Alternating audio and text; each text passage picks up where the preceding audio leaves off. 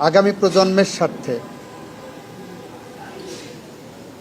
বাংলাদেশের একটা ভবিষ্যৎ সুন্দর বাংলাদেশের স্বার্থে, সোনাঝরা দিনের স্বার্থে, সোনালী আগামীর জন্য তারা এসে বাংলাদেশে বিচারের মুখোমুখি হয়ে যদি ফাঁসির কাষ্ঠে দাঁড়িয়েও চোখে চোখ রেখে বলতেন, বাংলাদেশের মানুষের জন্য আমাদের জীবন উৎসর্গ করে দিয়ে গেলাম, তাহলেও তাদের কিছুটা প্রায়শ্চিত্ত হতো।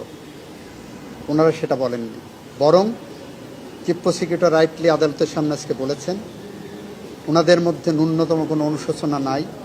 এতগুলো জীবন ঝরে গেছে, এতগুলো মানুষ পঙ্গু হয়েছে, বাংলাদেশ তার গণতন্ত্র হারিয়েছে, বাংলাদেশের মানুষ মানবাধিকার হারিয়েছে, ভোটের অধিকার হারিয়েছে।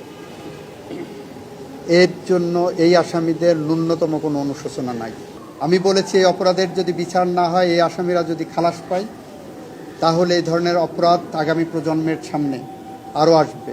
5 বছরের শিশু এভাবে গুলিবিদ্ধ হয়ে মারা যাবে, 10 বছরের আনাস গুলিবিদ্ধ হয়ে মারা যাবে, মুগ্ধ পানি বিতরণ করতে যে মারা যাবে, আবু সাইদ প্রতিবাদ করতে যে বুক চিতিয়ে বুকে রক্ত রাজপথে ঢেলে দেবে।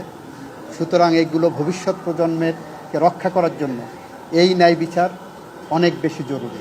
এইটা বলতে যে আমি বিশ্বের দেশে দেশে ক্রাইম এগেনস্ট হিউম্যানিটির মুখোমুখি হয়েছিলেন যে সমস্ত রাষ্ট্র এবং সরকার প্রধান, তাদের একটি তালিকা উপস্থাপন করেছি। এখানে অনেকেই বলছেন যে আসামি পক্ষে ন্যায় বিচার পাক।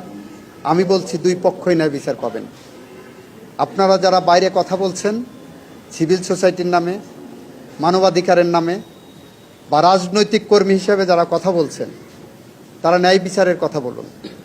দুই পক্ষের জন্য ন্যায় বিচার, আসামির জন্য যেমন ন্যায় বিচার নিশ্চিত করা রাষ্ট্র এবং আদালতের দায়িত্ব, একটা জায়গা আছে। অ্যাট দি সেম টাইম আমার ভিতর থেকে 1400-র উপরে মানুষ হত্যাকাণ্ডের শিকার হয়েছে, 30,000 মানুষ পঙ্গুত্ব বরণ করেছে, তাদেরও বাংলাদেশের মাটিতে ন্যায় বিচার পাওয়ার অধিকার আছে। এইটা বলতে যে আমি এলিনর রুজভেল্টের একটা উক্তি কোট করেছি।